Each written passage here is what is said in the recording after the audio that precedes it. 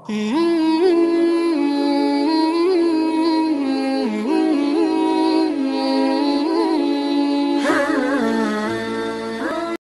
iman itu bisa melahirkan imun. Iman itu bisa melahirkan apa? Imun. Jadi iman itulah yang melahirkan imun. Bahkan dia adalah merupakan imun di dalam tubuh kita yang sudah disiapkan Allah. Ayatnya jelas. Al-An'am ayat yang ke-82. A'udzu billahi minasyaitonir rajim. Bismillahirrahmanirrahim. Alladzina amanu wa lam yalbisu imanahum bizulmin ulaika lahumul amnu wa hum muhtadun. Orang-orang yang beriman dan tidak mencampuri imannya dengan kezoliman, itulah orang-orang yang merasakan rasa aman. Aman ini kan lawan daripada rasa takut, atau persamaan dari kata aman itu kan tenang, tentram, damai. Tenang, tentram, damai ini melahirkan hormon endorfin katanya. Hormon endorfin ini salah satu fungsinya meningkatkan imun, kekebalan tubuh. Jadi orang yang iman, hatinya merasa tentram, aman, damai. Tentram, tenang, damai meningkatkan hormon endorfin. Hormon endorfin ini salah satu fungsinya meningkatkan daya tahan tubuh. Daya tahan tubuh itulah menyebabkan kita kebal terhadap penyakit, sehingga orang beriman tidak perlu divaksin sebetulnya, karena sudah ada vaksin di dalam dirinya, kan begitu sebetulnya. Begitu kan sebetulnya, Pak. Karena tenang, ya, karena damai, karena aman dia dalam hidupnya. Iman juga bisa melahirkan sikap optimisme terhadap kehidupan. Kenapa dia bisa optimis? Karena dia yakin yang menjamin hidup itu adalah Allah. Sumber rizki itu adalah Allah. Kalau pekerjaan dan yang lain itu adalah merupakan hanya wasilah saja, hanya sarana saja, tapi bukan sumbernya. Karena ada orang yang tidak kerja, rizkinya juga banyak gitu. Ada orang yang kerja kadang-kadang juga rizkinya sedikit gitu loh. Jadi sumber rizki itu adalah Allah. Sedangkan pekerjaan, dagang, aktivitas keduniaan hanya fasilitas saja, hanya wasilah saja. Makanya wasilah itu jangan dijadikan sebagai tujuan yang menyebabkan kita lupa terhadap tujuan hidup. Wa ma min dabatin fil ardi illa 'alallahi rizquha. Tidak satu pun makhluk melata di muka bumi melainkan dia berada dalam jaminan Allah rizkinya. Sehingga orang yang beriman itu orang yang selalu optimis hidupnya. Orang yang selalu percaya diri, tidak pernah dia putus asa situasi dan kondisi apapun yang dihadapinya. Yang ketiga, iman itu adalah merupakan benteng pertahanan terhadap berbagai macam ujian hidup. Benteng pertahanan terhadap ujian hidup. وَلَنَبْلُوَنَّكُمْ بِشَيْءٍ مِنَ الْخَوْفِ وَالْجُوعِ وَنَقْصٍ مِنَ الْأَمْوَالِ وَالْأَنْفُسِ وَالثَّمَرَاتِ وَبَشِّرِ الصَّابِرِينَ. Sungguh kami akan menguji kalian dengan ketakutan, dengan kelaparan, kekurangan harta, kekurangan jiwa, kekurangan buah-buahan. Wabasyiris sabirin. Tapi ujian yang banyak itu adalah merupakan kabar gembira bagi orang-orang yang bersabar, bagi orang-orang yang beriman, karena sabar adalah ciri dari keimanan. Sehingga orang yang bisa menghadapi ujian ini hanya orang beriman. Kalau orang tidak beriman menghadapi ujian seperti ini, Masya Allah, ada yang stres, depresi, bahkan tidak sedikit ada yang putus asa sampai ingin menghilangkan nyawa dengan cara bunuh diri. Na'udzubillah, summa na'udzubillahi min dzalik. Iman juga mengikis segala bentuk pendewaan, pengagungan terhadap hal-hal yang bersifat materi. Dan iman akan melahirkan sikap tidak takut mati alias berani mati. Ayatnya sering dibacakan oleh kita semuanya. Innal ladina qalu rabbunallahu summa istaqamu tatanazzalu alaihimul malaikah alla takhafu wa la tahzanu wa abshiru bil jannah allati kuntum tu'adun. Jadi orang beriman itu orang yang tidak takut mati. Mati dan hidup bagi orang beriman adalah merupakan hal yang biasa. Bahkan di dalam kitab Tangkihul Qaul dikatakan, Rasulullah bersabda, al-mautu jisrun yusilul habibu ila habibi. Kematian itu adalah jembatan yang menghubungkan antara kekasih dengan yang dicintainya. Jadi bagi orang beriman kematian adalah apa? Jisrun. Apa jisrun itu? Jembatan penghubung antara kekasih dengan yang dicintainya. Konon Nabi Ibrahim alaihissalam pernah didatangin oleh malaikat maut. Malaikat maut datang kepada Nabi Ibrahim. Assalamualaikum wahai Ibrahim. Waalaikumsalam. Ada apa malaikat maut? Aku datang kepadamu untuk mencabut nyawamu, untuk mematikanmu. Kata Nabi Ibrahim, enggak mungkin kayaknya. Betul. Kenapa? Kata Nabi Ibrahim, tidakkah kau tahu kalau aku ini adalah Khalilur Rahman? Aku ini adalah kekasih Tuhan, kekasih Allah. Aku enggak percaya ada kekasih yang menghendaki kekasihnya mati gitu. Ada kekasih yang ingin mematikan kekasihnya. Enggak percaya aku, kata Nabi Ibrahim. Malaikat maut balik lagi. Ya Allah, Nabi Ibrahim gak percaya kalau aku diutus untuk mencabut nyawanya. Kenapa emang dia bilang? Karena dia bilang tidak mungkin seorang kekasih mau mematikan kekasihnya. Kata Allah, bilang saja kepada Ibrahim bahwa kekasihnya rindu untuk bertemu kekasihnya. Dan tidak ada cara bertemu kecuali melalui kematian. Disampaikan malaikat maut kepada Nabi Ibrahim, wahai Ibrahim, kekasihmu rindu ingin bertemu dengan kekasihnya, dengan kamu. Kata Nabi Ibrahim, gimana caranya? Gak ada cara lain kecuali melalui pintu kematian. Kata Nabi Ibrahim, kalau begitu segerakan kematianku, karena aku pun rindu ingin bertemu dengan kekasihku. Jadi al-mautu jisrun yusilul habibu ila habibi. Kematian itu adalah merupakan jembatan penghubung antara kekasih dengan yang dicintainya. Kita kan selama ini bilang Allah terus. Kalau lagi sholat aja berapa kali kita bilang Allahu Akbar. Selesai sholat kita bertasbih, bertakbir dan Allahu Akbar. Kira-kira kita ini cinta nggak sama Allah Pak kira-kira? Rindu nggak sama Allah kira-kira? Pingin bertemu nggak kira-kira? Kira-kira kalau ingin ketemu Allah lewat mana Pak kira-kira pintunya? Lewat kematian. Pingin nggak mati? Jadi sebetulnya bagi orang beriman, hidup dan mati itu perkara biasa. Bahkan tidak sedikit orang yang beriman yang sudah mati, kehidupannya lebih nikmat, lebih indah di alam barzah sana dibandingkan dengan alam dunia. Jauh. Nah, sehingga inilah optimisme, rasa aman, yakin terhadap jaminan Allah, tidak takut terhadap kematian, ini menjadi imun sebetulnya. Yang meningkatkan dan memproduksi hormon endorfin kita sehingga kita menyebabkan punya kekebalan tubuh. Tapi tidak beriman, tidak yakin itu kan cemas terus. Makanya lawan dari kata aman adalah al-khauf. Al-khauf itu artinya kan takut. Sinonim dari kata takut ini kan cemas, khawatir, risau, galau. Cemas, khawatir, risau, galau bukan meningkatkan hormon endorfin tapi meningkatkan adrenalin. Tegang, stres, gemerut, gitu aja pokoknya mah. Horor makanya mukanya gitu loh ya, kayak kuburan gitu loh.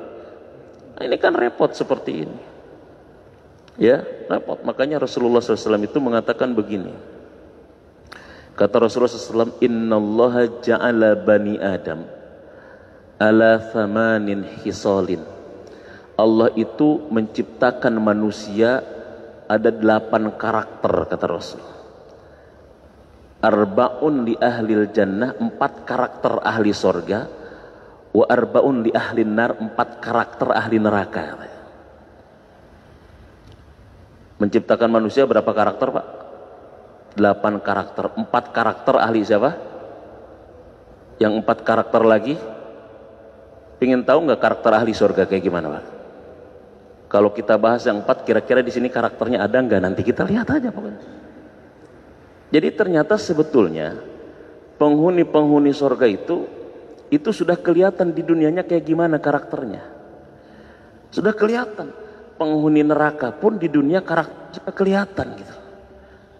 Jadi innallaha ja'ala bani Adam ala thamanin khisalin. Allah menciptakan manusia 8 karakter. 4 karakter ahli sorga, 4-nya lagi karakter ahli neraka. Siapa karakter ahli surga itu seperti apa? Wajuhun malihun. Yang pertama wajahnya ceria, wajahnya ramah, ceria. Kalau kata Rasul, tabassumuka ala wajhi ahika sedekah. Senyummu, ramahmu kepada saudaramu adalah apa? Sedekah. Jadi sedekah dengan infak bedanya begitu, Pak. Kalau sedekah itu bisa dengan apapun, dengan senyum, menunjukkan kepada kebaikan, itu sedekah. Kalau infak itu harus dengan materi. Makanya tidak pas kalau keropak lewat disenyumin, nggak pas itu, Pak. Pas ditanya kenapa setiap keropak lewat kamu senyum terus, saya sedekah katanya gitu. Itu nanti dibawa ke rumah sakit Marjuki Mahdi Cilendek nantinya gitu. Beda, jadi sedekah, ceria. Makanya penghuni surga itu kelihatan ceria dengan sesama mukmin. Ya, la tahqironna minal ma'ruf kata Rasul. Jangan menyepelekan kebaikan walaupun kau hanya bertemu dengan saudaramu dengan wajah yang ramah, wajah yang ceria. Tidak madesu, masa depan suram kayaknya, cemberut gitu, enggak. Dan ternyata keceriaan itu menyebabkan tadi kondisi kita menjadi enak, endorfin kita naik, daya imun tubuh kita menjadi bertambah dan kebal gitu. Makanya ada dokter yang mengatakan lawan corona dengan jurus corona katanya. Melawan corona dengan jurus corona. Apa jurus corona? C-nya ceria katanya. C-nya apa? Ceria. Ceria, jangan cemberut. Udah, makanya sering ketemu teman jamaah silaturahim ceria kayak gitu. Kan begitu. O-nya adalah olahraga katanya. C-O, koro, ko, olahraga. R-nya adalah resik katanya. Resik itu hidup bersih. Dan kita umat Islam diajarkan kebersihan. Makanya kajian-kajian fikih itu bab pertama pasti toharoh. Kebersihan. Kebersihan diri, kebersihan pakaian, kebersihan tempat. Resik. Resik. Kemudian O-nya lagi apa? Ogah junk food katanya. Jangan makan makanan yang berlemak, berminyak dan sebagainya. Corona. Ya, N-nya apa? N G O S O, ngaso katanya. Ngaso. Kalau bahasa kitanya N-nya kena ngopi kayaknya gitu loh ya. Ngopi gitu loh ya. Ngobrol perkara ilmu dan iman gitu. Baru A-nya itu adalah antioksidan. Makanan-makanan yang bervitamin seperti halnya sayur-sayuran dan lain sebagainya. Tapi poin pertama apa katanya? Ceria. Wajhun malihun. Yang kedua kata Rasul, karakter penghuni surga itu walisanun fasihun. Lisannya fasih, lisannya baik, omongannya mengandung hikmah, omongannya tidak nyakitin. Ini mah kadang-kadang jarang ngomong, sekalinya ngomong bikin orang migrain gitu. 2 kali orang masuk rumah sakit kayaknya. 3 kali lagi ngomong innalillahi wa inna. Lu mah jarang ngomong ya, sekalinya ngomong gua langsung migrain gitu loh. Penghuni surga itu kalau ngomong enak dia. Walisanun fasihun, yang keluarnya adalah hikmah, nasihat, doa. Kan begitu. Salaman salama, kan dalam Quran dikatakan obrolan para penghuni surga itu adalah salaman salama. Obrolan yang mengandung kedamaian, keindahan, kebaikan dan berbagai macam mutiara-mutiara yang bisa kita ambil hikmahnya sehingga menghantarkan kita kepada Allah. Lisanun fasihun. Yang ketiga kata Rasul apa karakternya? Wa qalbun taqiyun, hatinya bening, hatinya bersih. Enggak benci, enggak dengki kepada sesama orang beriman. Saya pernah mengatakan dulu, kita sering berdoa Rabbana ighfir lana wa li ikhwanina alladziina sabaquna bil iman wa la taj'al fi qulubina ghillan lil ladziina amanu. Makanya Rasul kenapa sehat terus? Kata ulama ada rahasia sehat Rasul, di samping dia makanannya bergizi, Rasulullah itu sering berjalan kaki, Rasulullah itu tidak punya dendam dan dengki dalam hatinya, makanya sehat. Kalau kita kadang-kadang kenapa gering, kenapa sakit, dengki mulu. Mau makan, musuh gua kira-kira makan apa ya sekarang? Musuhnya mah udah habis 2 piring, dianya nggak bisa makan gitu. Mau tidur, musuh gua lagi ngapain sekarang ya? Musuhnya mah sudah tidur, sudah ngorok, dianya masih mikirin orang lain gitu. Orang dengki kan seperti itu, ujung-ujungnya dia yang sakit gitu. Orang dengki itu sakit sebetulnya hatinya, sakit rohaninya. Makanya Rasul itu sehat, kenapa? Karena tidak pernah dengki, tidak pernah iri, nggak ada kedengkian. Bahkan ada sahabat Rasul yang dijamin masuk surga hanya gara-gara apa? Dia punya amalan, tidak pernah menyimpan dendam dan kedengkian ke sesama saudara muslimnya. Masya Allah. Yang keempat kata Rasul, wayaddun sakhiyun, penghuni surga kelihatan di dunia adalah mereka orang-orang yang dermawan. Makanya kata Rasul, as-sahiyu qaribu minallah, qaribu minan nas, qaribu minal jannah, wal ba'idu minan nar. Orang dermawan itu dekat dengan Allah, dekat dengan manusia, dekat dengan sorga, jauh dari neraka. Tapi sebaliknya, al-bakhil, orang yang bakhil, ba'idu minallah, ba'idu minan nas, wa ba'idu minal jannah, wa qaribun minan nar. Orang bakhil, orang kikir, jauh dari Allah, jauh dari manusia, jauh dari sorga, dekat ke neraka. Nah, penghuni sorga itu begitu di dunianya. Yaddun sakhiyun, tangannya dermawan, mudah membantu, mudah menolong dengan sesama yang lainnya. Nah, pada bagian yang kedua, lanjutan dari kajian kita adalah al-far'u tsani tarkul ma'asi. Kita lanjutkan saja. Ya, benteng daripada agar kita tidak mudah dijerumuskan setan itu adalah tarkul ma'asi, meninggalkan kemaksiatan. Jadi yang pertama adalah iman dan tawakal, yang kedua adalah tarkul ma'asi, meninggalkan kemaksiatan. Jadi setan itu dalam ayat ini Pak, setan itu dia hanya berfungsi godaannya, hanya berlaku godaannya itu terhadap orang-orang yang menjadikan setan sebagai walinya, yang menjadikan setan itu sebagai pimpinannya. Innama sultanuhu 'alal ladzina yatawallawnahu walladzina hum bihi musyrikun. Kan dalam ayat yang lalu dibahas innahu laisa lahu sultanun 'alal ladzina amanu wa 'ala rabbihim yatawakkalun.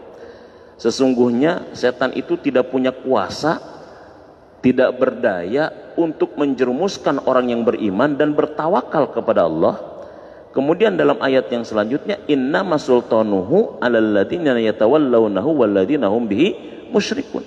Sesungguhnya sultannya, kekuasaan setan, pengaruh setan itu berlaku bagi siapa saja yang menjadikan dia sebagai walinya, sebagai pimpinannya, dan hanya berlaku bagi orang-orang yang musyrik. Makanya orang yang maksiat dan lain sebagainya. Makanya kita pernah bahas kan 4 misi setan itu di dalam menyesatkan manusia. Pertama mengkafirkan, yang kedua menjerumuskan ke dalam dosa besar, yang ketiga membuat kita malas di dalam ketaatan dan ibadah, yang keempat dibiarkan kita beribadah dan beramal soleh tapi dibikin rusak ibadah dan amal soleh kita. Kan 4 itu. Pertama apa? Mengkafirkan. Kalau tidak mampu dikafirkan diapain? Dijerumuskan ke dalam dosa besar, intinya supaya putus asa juga. Kalau tidak mampu dengan ini dibikin apa? Dibikin malas di dalam ibadah, taat, 1001 alasan kalau mau ibadah. Kalau ini pun tidak bisa karena kuat, dibikin apa yang keempat? Dibikin rusak amalan-amalan ibadahnya. Biarkan dia beribadah tapi dia ujub, dibiarkan dia beribadah tapi ria, dibiarkan dia beribadah tapi sum'ah, hasud, dengki dan lain sebagainya. Rusak semuanya. Itu setan seperti itu. Makanya yang kedua di sini, benteng pertahanan dari setan itu adalah tarkul ma'asi, meninggalkan kemaksiatan sebisa mungkin. Maksiat ini kan ada 2 ya bentuknya. 1, meninggalkan yang diperintahkan, itu juga maksiat. 2, melaksanakan yang dilarang, itu juga maksiat. Jadi maksiat itu 2, meninggalkan yang diperintahkan maksiat, ataupun melaksanakan yang dilarang juga maksiat namanya. Itu maksiat makanya. Makanya kita itu bapak-bapak dan ibu-ibu yang dirahmati oleh Allah Subhanahu wa taala. Kalau kita lihat dalam konteks ini, Pak, sebetulnya ketika ada kesulitan hidup ataupun misalkan baik dalam diri kita maupun dalam negara kita secara kolektif, itu sebetulnya jangan kita nyalahkan keluar dulu. Jangan-jangan karena memang kita tidak bagus dalam hubungan kita dengan siapa? Dengan Allah Subhanahu wa taala. Kenapa kita kadang-kadang kok belajar susah banget? Bukan kitanya yang bodoh sebetulnya, karena Allah memberikan potensi kepada semua manusia. Jangan-jangan ada penghambat kita dalam belajar. Apa itu? Kemaksiatan, jangan-jangan. Karena dalam hadis kan begitu, al ilmu nurun wa nurullah la yahdi lil asi. Ilmu itu cahaya, dan cahaya Allah tidak akan diberikan kepada orang yang bermaksiat. Makanya para penuntut ilmu itu yang pertama jauhi maksiat. Jauhi maksiat. Kalau kita ingin mudah di dalam mempelajari suatu ilmu, kalau kita ingin cepat paham di dalam mempelajari suatu ilmu, tinggalkan maksiat. Karena ilmu cahaya, dan cahaya Allah tidak akan masuk kepada orang-orang yang senantiasa bermaksiat. Ustadz, ada kok orang yang maksiat kok ilmunya ternyata hebat. Ada kok orang-orang musyrik, orang-orang kafir juga Ustadz ilmunya hebat katanya. Tapi tidak sedikit juga orang-orang beriman ilmunya tidak hebat. Nah, ini tidak paham tentang hakikat ilmu. Beda ilmu dengan pengetahuan. Pengetahuan bisa jadi banyak dia, tapi ilmunya mungkin dikit. Ada orang mungkin pengetahuannya sedikit gitu, tetapi ilmunya Masya Allah. Kenapa? Karena ilmu yang bermanfaat itu adalah ilmun fi qalbi, ilmu di dalam hati yang menyebabkan dia kembali dan taat kepada Allah.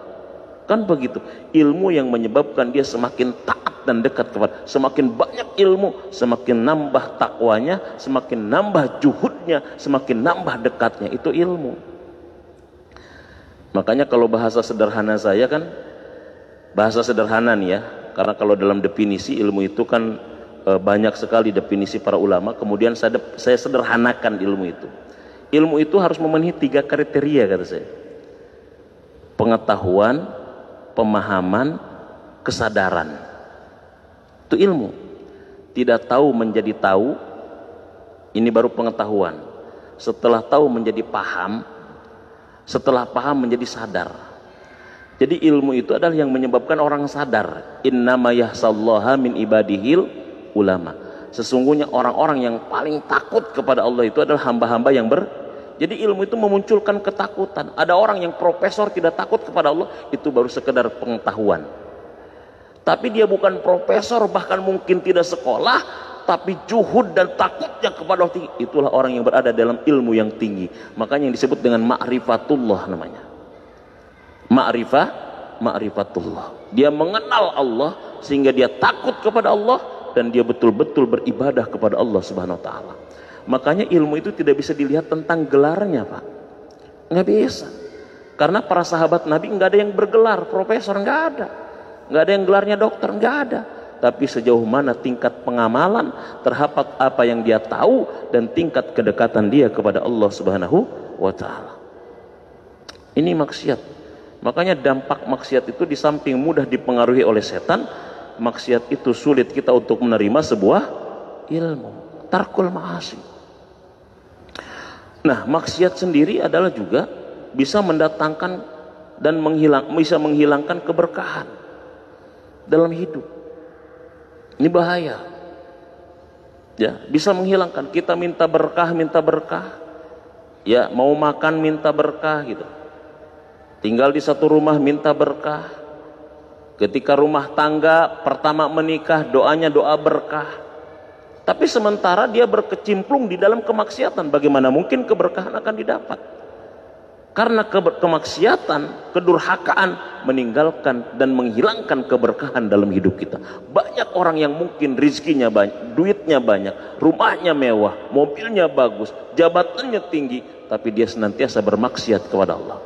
Maka dia jauh dari keberkahan hidup. Sehingga orang yang tidak berkah hidup tidak tenang hidupnya dan lain sebagainya.